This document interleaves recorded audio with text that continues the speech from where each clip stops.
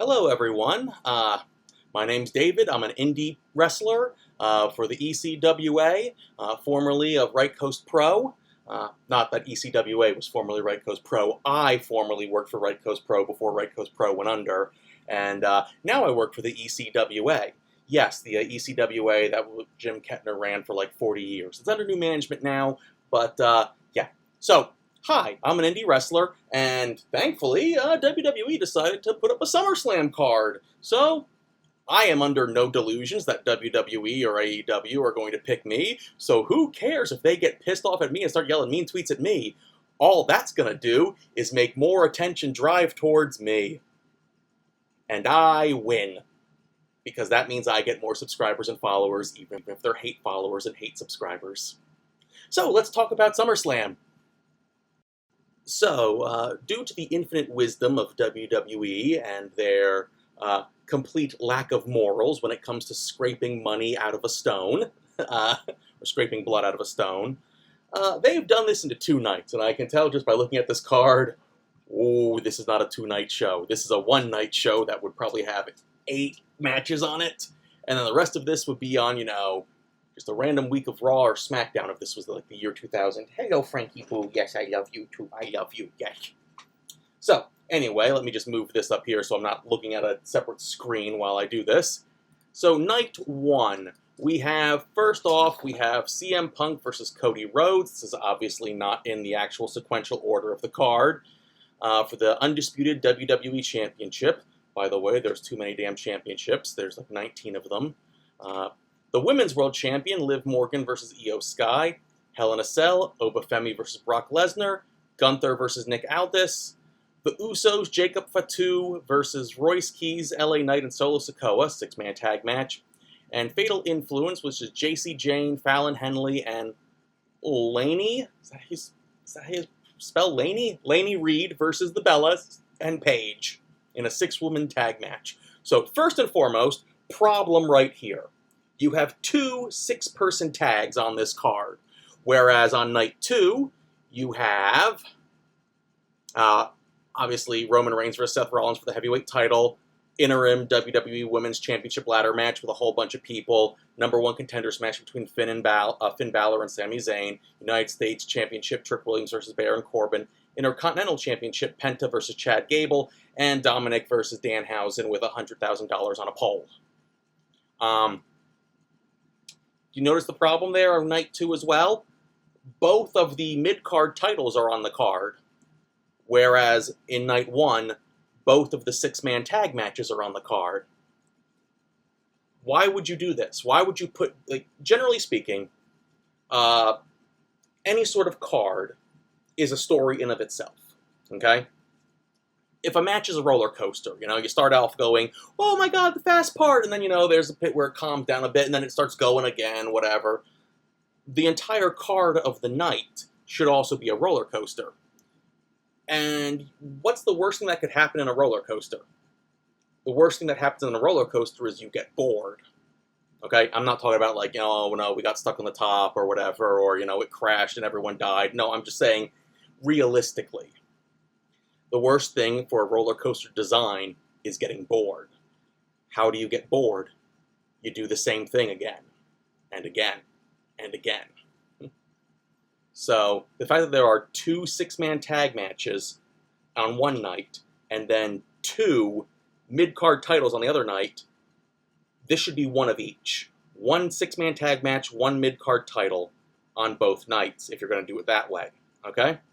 If you must insist on doing it 2 nights, you wouldn't put all the women matches on one night and then have 0 women matches on the other. You wouldn't put all the titles on one night and then have no titles on the other. Why are you separating these like this? So that's my first thought. Overall, the pacing of the card is wrong as far as what night goes where, of what match goes where on which night. Yeah.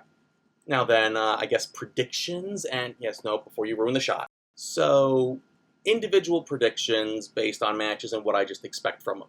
Now, obviously, I'm not going to be watching this live. I don't have the ESPN app, and let's be perfectly honest, there are plenty of ways to watch wrestling online. Yo-ho. So yeah, you keep your $20,000 tickets that you can't sell. I'll just watch this, when I want to. So the first match we have here is CM Punk versus Cody Rhodes. In all honesty, I am not worried about this match at all. Both of these guys can go, and they can do a 20-minute match, they can do a 40-minute match, they can do a 5-minute match. Whatever type of match they do, I guarantee you it's going to be good. Like, these two have not let me down. Like, is CM Punk the world's greatest worker? No, he can't do all the magnificent moves or whatnot. But, sorry, I shouldn't use the term worker in that scenario, because what I'm talking about is spots. Can he do the most number of spots? No. Can Cody Rhodes do the most number of spots? No. But what they can do is they can do some really damn good, believable storytelling. So I'm not concerned about this match at all.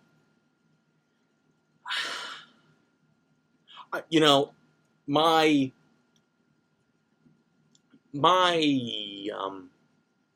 thought process as it comes to the matches and what we want to build to and whatnot. I'm more of a hit when the iron is hot type of person. I have more of a tendency to rush something than I would to prolong it and delay it to the point where people get bored of it. I feel it's easier to have people wanting something to last longer than wanting something to last less. So, if I were booking this, I would say this is the point where Cody Rhodes turns heel. And Cody Rhodes wins the championship, and now we have a new dynamic, a new part of this story, something that we did not have before, which was, babyface versus babyface. Now we're going to have babyface versus heel. I feel like that's a new direction. That's where I would go. Do I think WWE is going to do that? Probably not. They like to prolong everything to the point of, we'll do it later, we'll do it later, we'll do it later, and then later never comes. Obviously the Intercontinental Championship reign for Sheamus. The New Day's heel turn with Big E eventually costing them or doing something, etc., etc., etc. The endless Judgment Day breakup potential that never happens, etc., etc., etc. I would rather something be fast-tracked than have it be slow-tracked. Women's Championship, Liv Morgan versus Io Sky. So considering Io Sky won, and that's the point going forward, like, oh no, I beat you in a non-title match, that's basically a guaranteed way to go and say Liv Morgan's retaining. That's basically how that's going to go, because they're going to wind up going to Liv Morgan versus Raquel, or, they're going to do something with Judgment Day eventually 7,000 years into the future. This is also the reason why I don't watch the weekly television series, because nothing actually happens. Even if you just watch the clips on YouTube, you're going like, nope, nothing's happening, nothing's happening, nothing's happening, oh, look, here's the one segment where something actually progresses.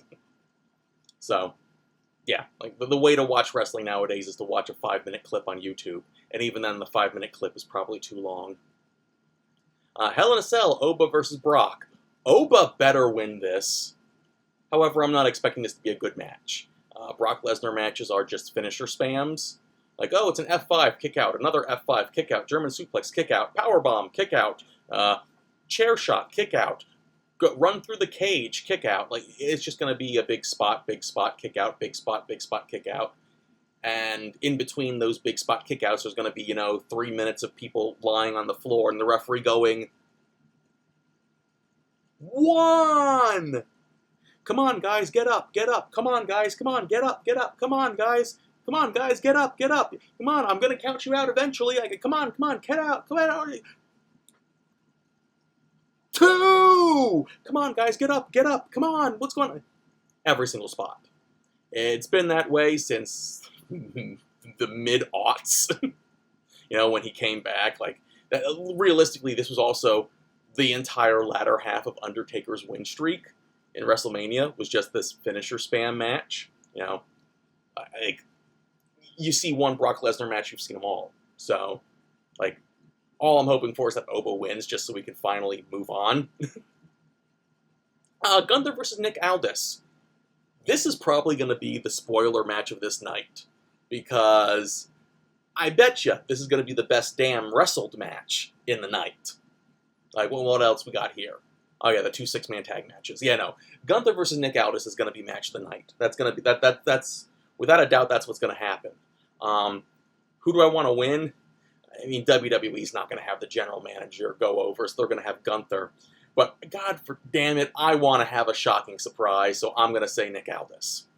Just for the sake of, hey, we can push Nick Aldis into an instant upper main event card type scenario, and we can use a new body, a new person to shake up the main event scene a bit and do more stories that we haven't done with other people.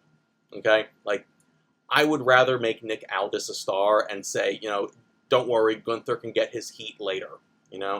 Gunther still has, he can always easily be built back up as a contender for anything. So I would rather have Nick Aldis go over. But realistically, we all know Gunther's winning.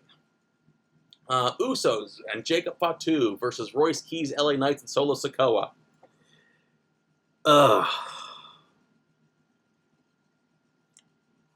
Remember when LA Knight was over?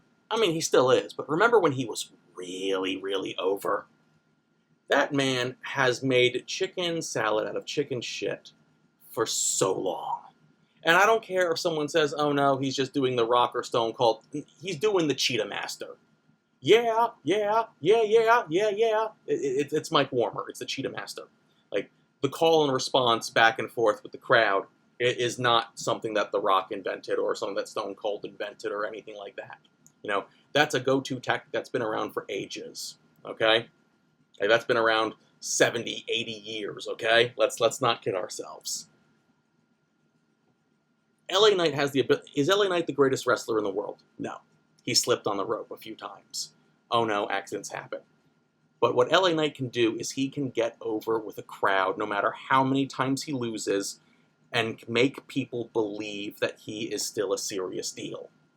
Despite the fact that it's blatantly obvious WWE do not see him as a serious deal. When you have someone that goddamn over, like, okay, you don't want to give him the world title, even though there's 2 of them, fine. Give him the IC title. Give him that mid-card belt where he can hold it for a year and go, this is my belt, I'm the this, I'm the that, and you know what? Because he needs to eventually win something. He's so goddamn over, and always loses.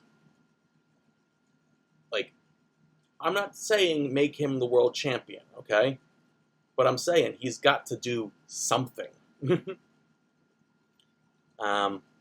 And then on the other opposite side, we got Jacob Fatu, which also, man, remember when Jacob Fatu was a monster, and now he's just a henchman? I would argue that, either way, what happens, the losing team is going to have a back and forth sort of a kerfuffle. Like, either the Usos piss off Jacob Fatu because Jacob Fatu doesn't like the Usos, and that costs their team the win. Or LA Knight and Solo Sikoa are kind of, I don't trust you because you used to be in the bloodline. Either way, there's going to be a dissension that's going to happen and cause the match to go.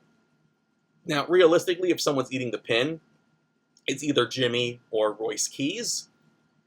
At this point, I say, in my booking, have Jimmy eat the pin to further dissension in the bloodline and build Fatu back up to fight Roman, but that would then mean we would have to wait until after a potential Obafemi versus Roman Reigns match, which would mean Roman Reigns would have to win that, which I don't want. I want Obafemi to win that.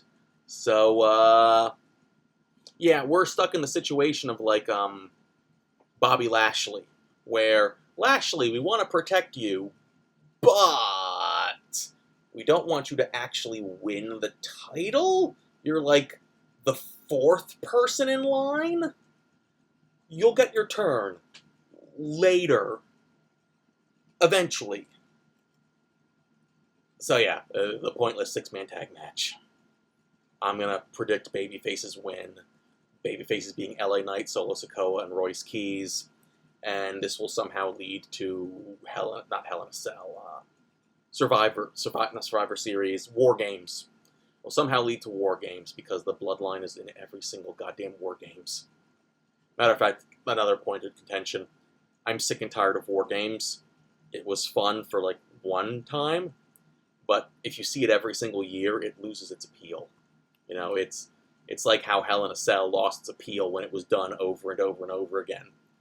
Not every Survivor Series should have a War Games. You should just have normal Survivor Series matches. And then, when the really big blood feud happens, you use War Games to pay it off. And that War Games doesn't even have to be at Survivor Series. It could be at a different point in time. And then Fatal Influence versus the Bellas and Paige. Bellas and Paige, they're going to win. Because, it's the novelty act. It's the Legends act. Give the crowd something happy to cheer about. So there's my thoughts on part 1. Predictions for part 2 right after the jump cut. Okay, so for night 2, once again in no particular order, because there's no chance in hell that they're doing this match first, Roman Reigns versus Seth Rollins. Roman Reigns wins. That was obvious. Interim WWE Championship Women's Ladder Match. Charlotte Flair versus Jade Cargill versus Chelsea Green versus Tiffany Stratton versus mystery opponent.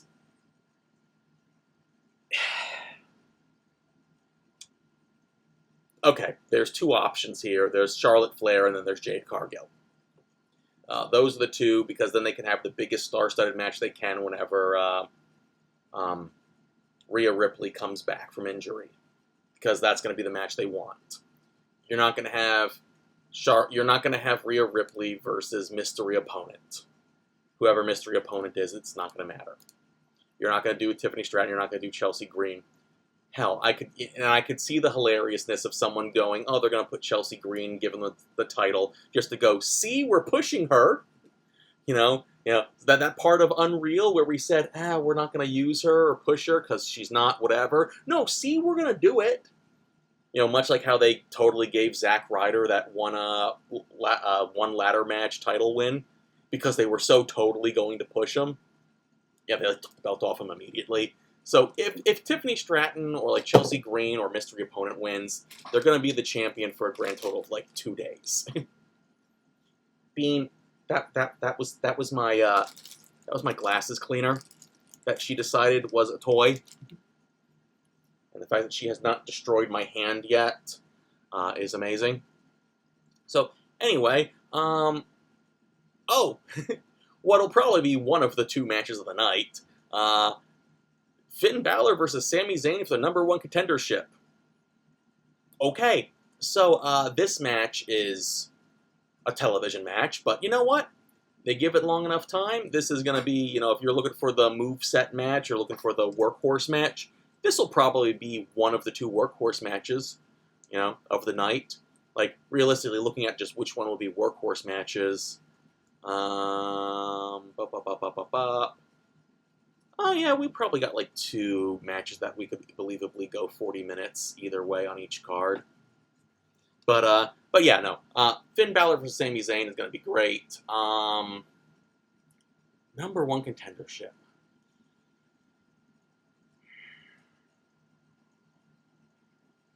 I guess it depends on if...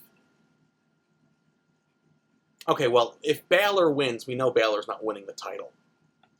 But I feel like Sami Zayn is going to get more unhinged the more something ridiculous screws him over that's out of his control. I feel like they'll go with Finn Balor. Even if in my heart I say Sami winning is the more... do I go with what I think WWE would do? Or would I go with what I would do? Okay, Finn Balor wins. Sami Zayn gets more and more upset and angry. And also the heel turn that happens with Cody or whatever sets him off and goes, see, I was right. So he's going more and more off the deep end as well. So that way you have Balor being the sacrificial lamb for a Cody heel run, and Sami Zayn is the the man still going off the deep end, or further off the deep end. Trick Williams versus Baron Corbin. Trick Williams wins. I mean, I will say, Baron Corbin, everyone likes to rag on him, but no. Watch Baron Corbin. He's actually much better than people give him credit for. I know he doesn't do big, explosive, high-flying, anything like that, but neither does LA Knight, and people love LA Knight. Baron Corbin is in that same sort of thing, except Baron Corbin's not as good as of a promo. But what Baron Corbin is good at is he's good at being in position, and he's really good at punches. You know, you see some people with worked punches, like myself, and go, oh dear God, could you have hit the same place twice if you tried? Yeah. No, I can't. Baron Corbin is really good at punches.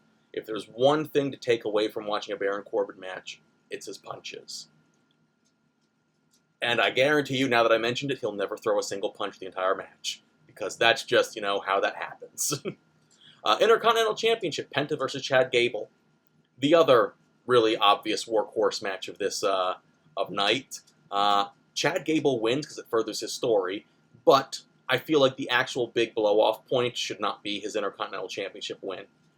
What he should do is he should reunite with Otis and Tozawa and whatnot, and come save them, and they reunite and they win the tag titles as well.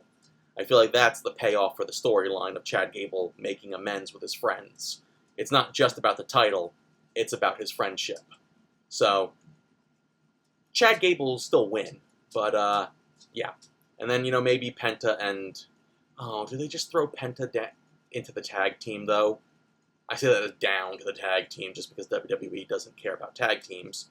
But, do we finally unite the Lucha Brothers and have them start going for the title and try to rebuild a tag scene?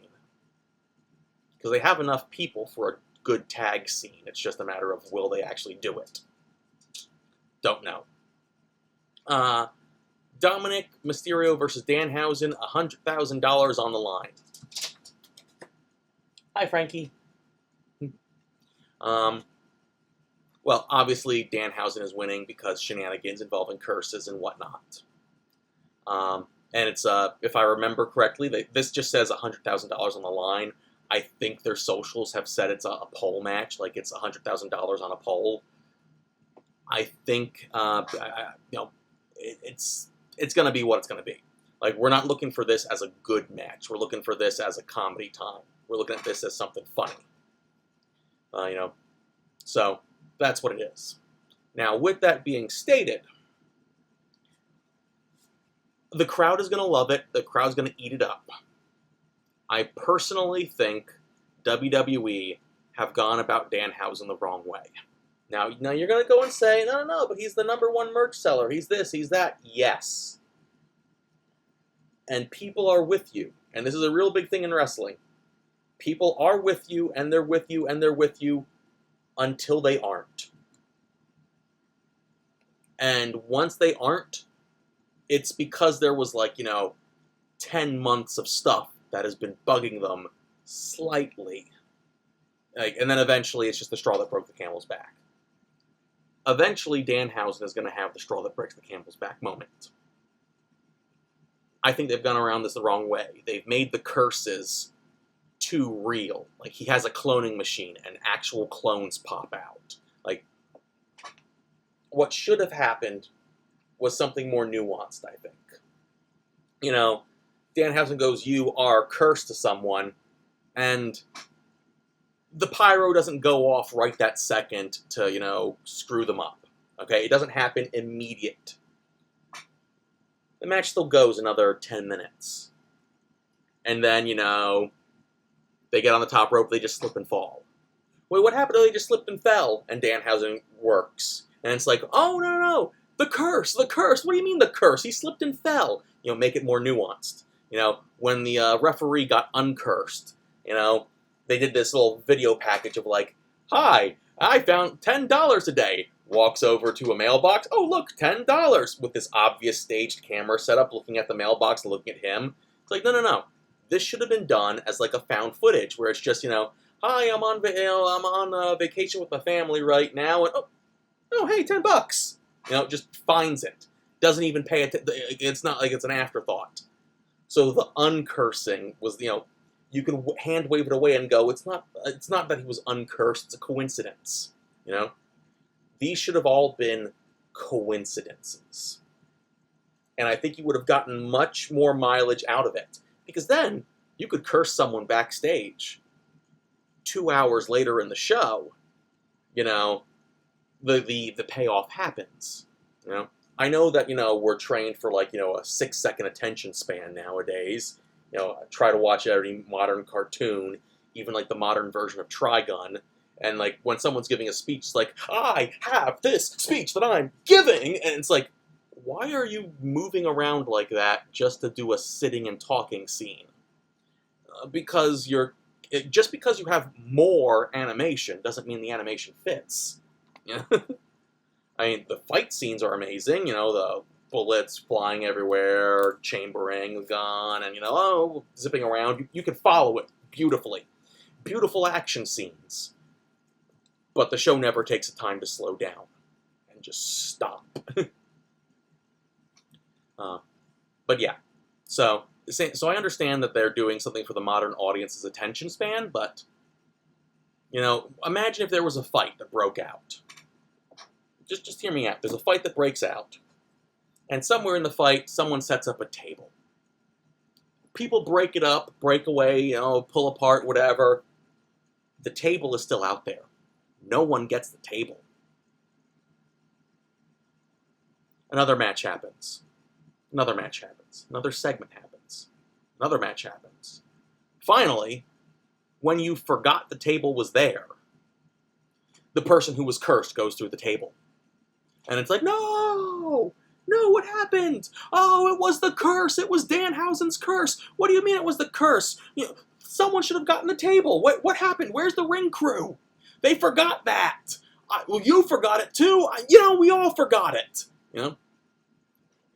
I feel like that's the way to play up the curse. So there's that. That's it. But yeah. So anyway, that's night 2 and my predictions. Let's see here. How many matches do we have that I think would actually be on the card if this was a one-night show? Okay, Punk Cody, obviously. WWE really doesn't care about the women's division. Well, they care about Rhea Ripley, but they don't care about the women's division. So no, that match is that's the secondary match. Brock versus Oba. Would I put Nick Aldis and Gunther on this if this was yeah, I'll put that on there. Nope, the 6-man tag matches. Roman versus Seth, that would obviously be on there. You know what? The ladder match being a spectacle would probably be on there. Penta versus Gable would probably be on there.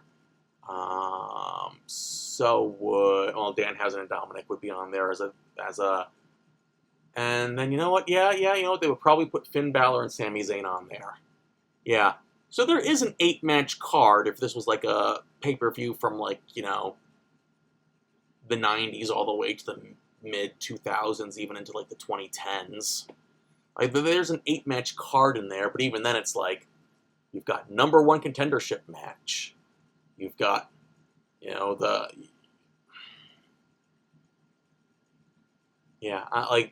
there's, as I say this, they could get away with having a 2-night card here, but realistically, I don't like the 2-night card thing. Like, and I'm sure, realistically, even some of those matches that I just named, like, people are going like, really? You're going to put the on the pole match on here? The number 1 contendership match is on here? Yeah, like, realistically, this is a 6, 7, maybe 8-match card that has been stretched to 1, 2, 3, 4, 5, 6. This has been stretched to 12. There's filler here. But hey, you know what? I will go and give my thoughts about the show once I see it. So that'll be the next video. And then eventually, somewhere down the line, I will start just reading off chapters of my novel to you guys, because of my current edit, my current progress. And then also I will, at some point in time, be doing other videos as well. Whatever comes out around the time, whatever I feel like talking about. Maybe review of a movie or something, or review my thoughts, vlog, Don't get paid for this shit. So anyway, thank you very much. You guys have a great day. I'll see you next time. Bye-bye.